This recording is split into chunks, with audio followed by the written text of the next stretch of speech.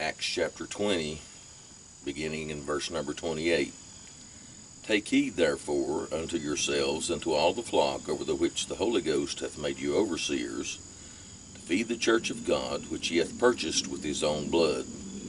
For I know this, that after my departing shall grievous wolves enter in among you, not sparing the flock. Also of your own selves shall men arise, speaking perverse things, to draw away disciples after them. Therefore watch, and remember, that by the space of 3 years I cease not to warn everyone night and day with tears. And that's reading Acts chapter 20, verses 28 through 31. And I'd like to speak to you just a little bit on a couple of analogies. A lot of times we preachers are criticized for maybe covering the same things, preaching on the same things, warning about the same things over and over again, and we're criticized with the old adage, "You're preaching to the choir." But one thing that I've noticed about the choir is that the choir, some of the choir, has a tendency to want to slip out the side door. We have a fairly large church here in our local area, and I don't know this for a fact myself. I've never actually been to this church, but I've been told by members of the church that when it comes to the choir, that there are certain people that all that they do is just sing in the choir. They have no other interest in anything having to do with the church. And they'll slip in the side door when it's time for the choir to sing, and then once the choir is done singing, they slip out the side door and they go home. And so that's what we see a lot of times with the choir.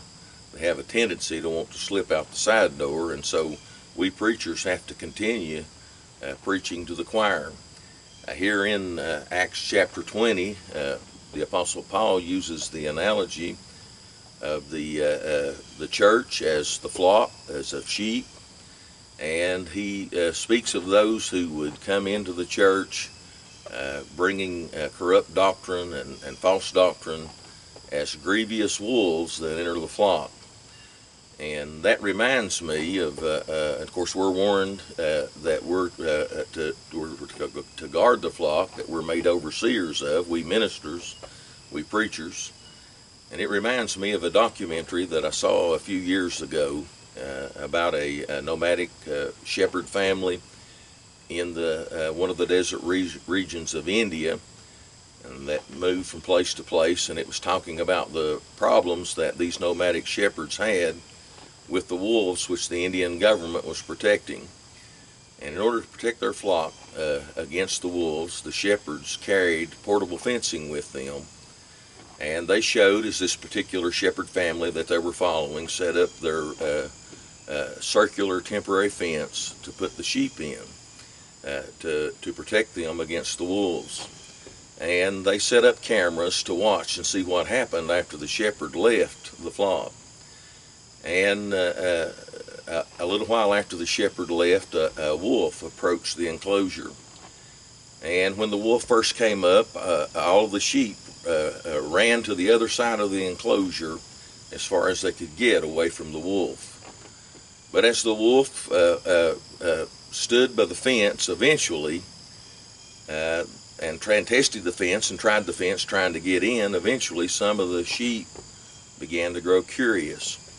And they would come over to the other side of the enclosure and approach where the wolf was, and some of them would even go so far as to stick their noses outside of the fence. And of course, each time this happened, the wolf would try to grab one of the sheep, and then they would run back to the other side. But eventually, inevitably, their curiosity would get the better of them again, and some of the sheep would once again approach the side of the enclosure where the wolf was. And they kept doing this, and the wolf kept trying to catch one, till eventually one sheep got too close and moved too slow, and the wolf was able to grab hold of it with his mouth. And the wolf pulled on the sheep and tugged on the sheep until he was able to pull that sheep through the fence, and he killed that sheep and he ate it. And what a perfect analogy that is. And a lot of the times that we talk about God's people as sheep, we do so in a positive light, but there is that negative aspect to it. Sheep have a tendency to wander. And so that's why that we preachers keep preaching to the choir. That's why that we keep hitting the same things and warning about the same things over and over and over again, because it's our God-given duty and we're charged with guarding the flock. God bless you.